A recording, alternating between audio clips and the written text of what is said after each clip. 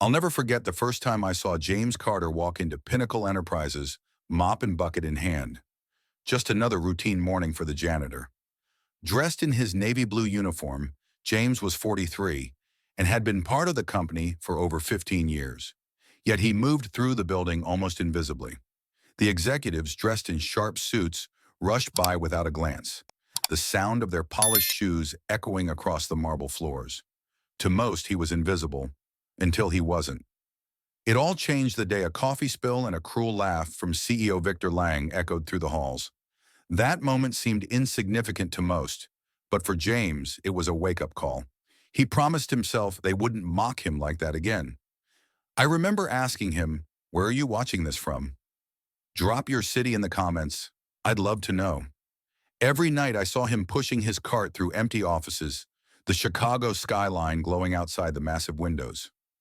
Victor's corner office was a mess. Papers everywhere, coffee cups scattered about, like he owned the place. And honestly, he acted like he did. During the day, I'd hear him barking orders, firing people without a second thought, laughing with his buddies about trimming costs.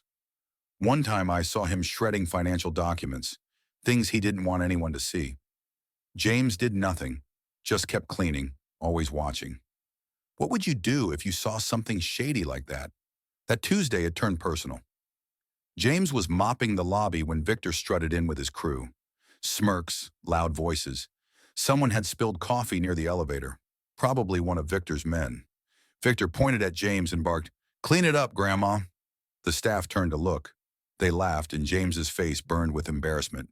He wanted to yell back, but he kept quiet. That night, alone with his cart, he made a promise. Victor would pay. James wasn't always just the cleaning guy. Years earlier, his uncle Quincy, a major investor, had passed away and left him something nobody knew about: shares in Pinnacle Enterprises.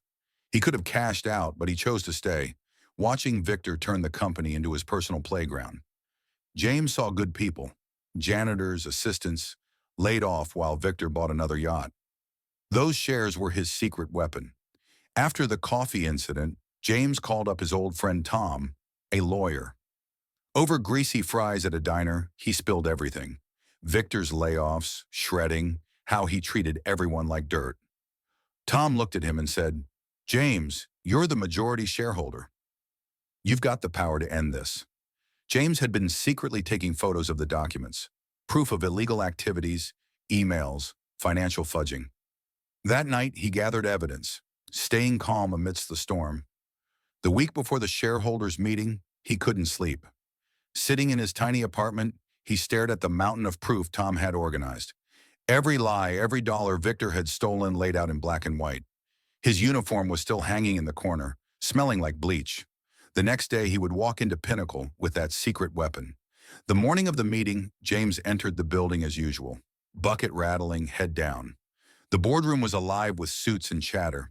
Victor was at the head of the table, smiling like he owned everything. James waited outside, clutching his cart, until Tom's message came. Then he pushed through the doors, still in his uniform, and every eye in the room turned to him. Victor snorted. "What's she doing here?" he barked, waving James off. James took a deep breath, stepped forward, and declared, "I'm not just the cleaning guy. Victor, I own this company." Silence. Complete silence. Victor laughed, loud, fake. "Nice joke, kid. Get back to your mop." The room chuckled nervously. James didn't flinch. He pulled out his folder, slapped it on the table, and began reading. Falsified reports, illegal layoffs, his own emails calling employees disposable.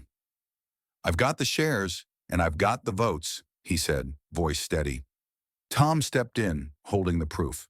Victor's jaw tightened. "You can't," he sputtered. "Oh, I can." James cut him off. "Victor, you're fired, right now." Watching a bully squirm, that's a sight. The room buzzed with whispers as Victor stood there, red-faced, fists clenched. "This isn't over," he hissed, storming out. James stayed calm, watching him go. Then he turned to the board. "Things changed today," he said. "No more layoffs. No more treating people like trash." The board members looked stunned, but nodded. James wasn't done. He pulled out his phone, showing a picture of the cleaning crew.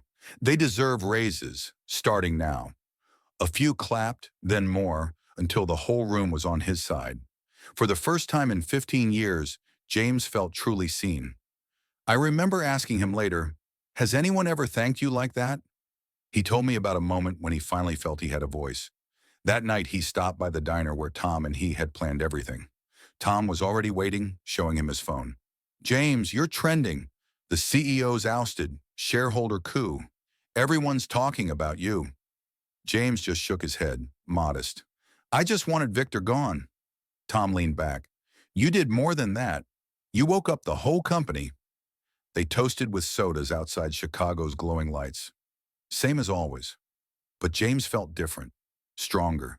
He'd spent 15 years waiting for this moment. Now he'd won.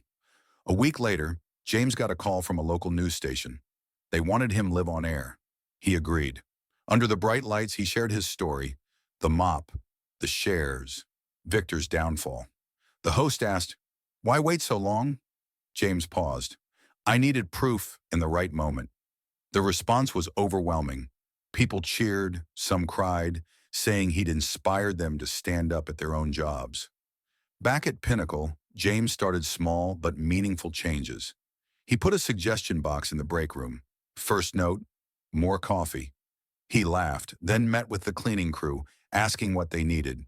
Better hours, durable gloves. Miguel, one of the guys, told him, "My kid saw you on TV. She wants to be you someday." James blinked back tears. "Tell her to be better than me." Of course, Victor didn't vanish quietly. A month later, James saw him on a cable show, ranting and calling him a sneaky janitor who stole his company. James rolled his eyes. Then the host played a clip. Security footage of Victor trashing his office, screaming like a child. James couldn't help but laugh. That meltdown went viral. Memes and tweets tore Victor apart. His empire crumbled. Karma, it seemed, was swift. One night walking home, James noticed a man lingering nearby. Too close, too quiet. His phone rang. It was Tom. "Victor's asking around about you. Stay alert." James's stomach sank. He'd won, but he knew Victor wasn't done. The next day he hired security, just in case. But he wasn't afraid. He'd faced him once. He could do it again. That mop was no longer just a cleaning tool. Now James's voice was his weapon. Victor's last desperate move came unexpectedly. A lawyer appeared at Pinnacle with a lawsuit claiming James manipulated the shares. Calmly, James met him in the lobby, handed over notarized copies of his uncle's will. Tom was there smirking. The lawyer looked at the documents, stammered, and left. Hours later, news broke. Victor's case was dismissed. The judge called it frivolous. Victor's legal fees piled up, and his allies abandoned him. He was finished. Finally, James was truly free. A year later, Pinnacle was a different place. Better, fairer. James was still there, but now he ran things on his own terms. Raises were given, the layoffs stopped, and for the first time in a long while, people walked the halls with real smiles. James kept that first note, more coffee, framed on his desk. A simple reminder of where it all began. And Victor? Last anyone heard, he was selling condos in some forgotten town. Broke, irrelevant, and out of sight. James never set out to be a hero. He was just a man who'd had enough and chose to stand up for himself. If he could do it, so can you. If this story resonated with you, don't forget to like, subscribe, and explore more stories like it. And tell me, where do you think karma is headed next?